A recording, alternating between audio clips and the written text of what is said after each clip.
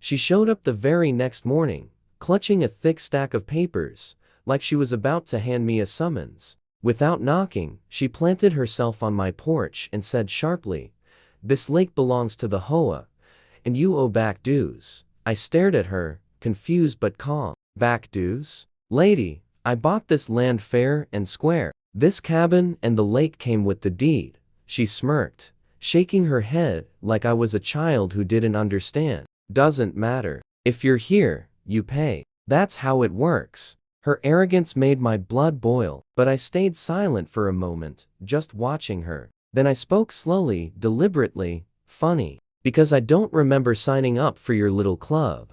The small crowd of neighbors behind her whispered quietly among themselves, waiting for me to crack, but I didn't. Instead, I added, "And if this is your lake, why does the deed have my name on it?" Her smile froze for a split second when I mentioned the deed, but she quickly recovered, waving the papers in my face. "These are HOA invoices. You either pay, or we'll have you removed," she barked, loud enough for everyone behind her to hear. A few neighbors crossed their arms, nodding as though they'd seen this act 100 times before. I stepped closer, eyes locked on hers. "Removed from land I legally own? You must be out of your mind." She jabbed a finger toward the lake, her voice rising. "This lake is not yours. It's ours. The HOA maintains it. We control it. And you're trespassing every second you step near it."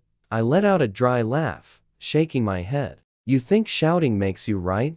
You think printing fake invoices gives you power?" She opened her mouth to retort, but I cut her off, lowering my voice just enough to make her lean in. "Careful what you threaten, because if you're lying about this lake, you're not just harassing me, you're breaking the law." From the crowd, I noticed one man shifting uncomfortably, his face tight, like he knew she had gone too far. She noticed it too, her jaw tightening. Still, she lifted her chin and hissed, "You'll regret challenging the HOA. We can make your life miserable."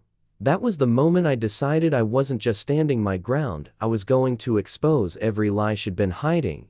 That night, I sat on the porch with a steaming cup of coffee, staring at the lake that supposedly belonged to them. Her threats and arrogance kept replaying in my mind. I wasn't just angry, I was curious. How far would she really go to prove her control? By morning, I had my answer. A tow truck rumbled up the dirt road, engine growling, stopping directly in front of my cabin. The driver stepped out nervously, avoiding my gaze, while Karen marched behind him like a queen leading an army. "We're impounding your truck until dues are paid," she declared, pointing at my old pickup. My fists clenched, but I forced myself to remain calm. "You touch my truck, and you're trespassing on private property," I warned. She sneered, waving a clipboard. "I already told you, this property is under HOA authority. Everything here, including your truck, falls under our rules." The driver hesitated, glancing between us. I stepped closer, locking eyes with him. "Listen carefully. If you even hook that chain, you're part of her crime. Because tomorrow morning, the sheriff is coming out here, and everything is already recorded." The driver froze, slowly lowering his chain. Karen's face turned pale for the first time. "Sheriff?" she stammered. I gave her a cold smile. "That's right. And here's a little secret, he's my brother." The crowd behind her went silent. Karen's face twisted, but she tried to laugh it off. "Your brother? You're bluffing." She snapped her fingers at the neighbors as if commanding troops. "Don't listen to him. He's squatting on HOA land, and we'll prove it." But I noticed the hesitation spreading through the group. Whispers broke out. One woman murmured, "What if he really does own it?" A man frowned, muttering, "What if the sheriff really is coming?" Fear flickered across Karen's face, but her pride refused to back down. Then she pulled out her phone, her hands trembling, and barked, "Fine. If you won't listen, I'll call the cops myself. Let's see who they believe." The neighbors leaned in, some even readying their phones to record. Minutes later, 2 police cruisers appeared on the dirt path, lights flashing. Karen puffed her chest, marching toward them like she had won a war. "Officers," she shouted, "arrest this trespasser. He's refusing to pay HOA fees and illegally occupying our lake."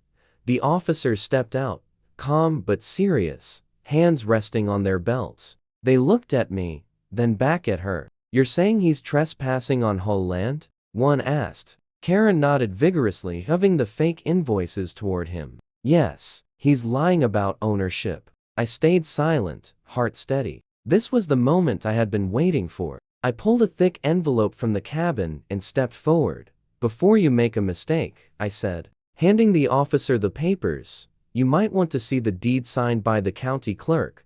Gasps rippled through the crowd. Karen's smile faltered, and the officer's eyebrows shot up. He unfolded the deed carefully, scanning each page, while Karen hovered beside him, panic written all over her face. This can't be right," she stammered, voice rising. "He forged those papers. I swear it." But the second officer leaned in, reading carefully, then shook his head. "This is county stamped and official. If this land and lake are in his name, your HOA has no authority here." Karen's face flushed crimson, but instead of backing down, she raised her voice, screaming for all to hear. "He tricked the county. He bought it under false pretenses. He doesn't deserve this land." "We do." The neighbors exchanged uneasy glances. Some even stepped back, reluctant to be seen supporting her anymore. I folded my arms, staring her down. "Karen, you're digging a hole too deep to climb out of. You know these lies won't hold, right?" She glared at me, trembling, but defiant. "You think you've won? No, you don't know who you're dealing with." She snapped back at the officers, snarling, "Cuff him now." The first officer sighed, clearly annoyed. "Ma'am, we don't arrest people for owning their own property." He narrowed his eyes at her. "But if you filed false claims or fake documents, that is a crime." Murmurs rippled through the crowd. Karen froze, her mouth opening, yet no words came out. For the first time, she looked small. Still, I knew her type. She wouldn't stop. She'd come back harder, more desperate, and I had to be ready. I glanced at the lake, shimmering under the sun, and thought, she wants a war. Then I'll give her one. But it won't end the way she expects. That evening, thought the chaos was over. The cops had left, neighbors had scattered, and the lake was calm. But quiet never lasts long with people like her. Just before midnight, I heard tires crunching on gravel. I stepped onto the porch, hand resting near the bat by the door, and saw headlights cutting through the trees. A black SUV rolled to a stop by the shore. Karen stepped out this time not alone. Two men in dark jackets followed her, faces hard, like hired muscle. She didn't bother hiding her smug grin. "You thought flashing a deed would stop me," she sneered, venom in her voice. "You embarrassed me in front of my neighbors. Now you'll pay." The two men started toward my cabin, one swinging a heavy chain, the other holding a crowbar. My stomach tightened, but I didn't flinch. I took a deep breath and said calmly, "You really shouldn't have brought them here." Karen laughed, tilting her head. "And why is that? What are you going to do? Call your sheriff brother again?" "He's not here tonight." I stepped down from the porch slowly, letting the moonlight hit my face. "No," I said, voice steady. "I don't need him tonight because unlike you, I don't bluff." At that moment, a red dot appeared on the chest of the man holding the crowbar. He froze. The second man whipped his head around, realizing another figure was standing near the trees. My brother, fully geared, rifle in hand. Karen's fake confidence shattered. What is this?" she stuttered. I smirked. "You came to my lake in the middle of the night with thugs. Congratulations, Karen. You've just crossed into felony territory." Karen froze, mouth opening and closing like a fish out of water. The men she brought weren't so bold anymore. One dropped the chain with the metallic thud. The other slowly raised his hands. My brother stepped from the shadows, calm but commanding, badge catching the moonlight. "Ma'am," he said firmly, "you've just walked into the wrong battlefield. Breaking and entering, threats, attempted intimidation. You want me to keep going?" Karen's voice cracked. "This isn't fair. He doesn't belong here. That lake has always been ours." Her words sounded weak now, desperate. Neighbors, woken by the headlights, had started gathering at the edge of the dirt road, recording everything with their phones. Karen noticed and panicked, screaming louder to cover her fear. I walked toward her slowly, boots crunching on gravel. "Karen, The only thing you own right now is humiliation. You came to scare me, to take what you could never have. And now, the whole town will see exactly who you are."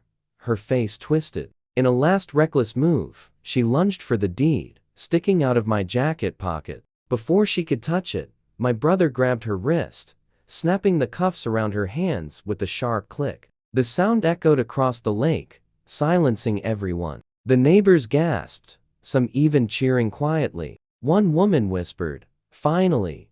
Karen struggled, voice breaking, "You can't arrest me. I am the HOA." My brother leaned close, voice low and sharp. "No, you're just a criminal pretending to be in charge." And with that, Karen's empire of fake power came crashing down. The deputies loaded her into the back of the cruiser, her shouts echoing through the night. But no one listened anymore. Neighbors who once nodded along with her demands now stood in silence, watching her taken away like a thief. Some shook their heads, others whispered relief, a few even clapped. For the first time since I bought the place, the air around the lake felt lighter, free. I stood at the water's edge, moonlight shimmering across the lake I had fought so hard to protect. My brother walked up, resting a hand on my shoulder. "She won't bother you again," he said, calm and certain. I nodded, eyes still fixed on the ripples. "This isn't just about me," I replied. "It's about standing up when someone tries to steal what's yours. People forget freedom doesn't come cheap. You have to fight for it." The crowd behind us grew quiet, listening. One man finally spoke, voice heavy with shame. "We let her bully us for years. Took her word like it was law. Guess we needed someone to remind us what real ownership means." I turned, meeting their eyes one by one. Property isn't just dirt and water. It's responsibility. It's family. It's history. Nobody, HOA or not, gets to take that away. As the cruisers disappeared down the road, night returned to peace. I sat back on the porch, the cool breeze drifting across the lake. For the first time, I didn't just see land, I saw legacy. And deep down, knew one thing for certain. I didn't restore this lake just for me. I restored it so no one could ever tell me I didn't belong on my own land.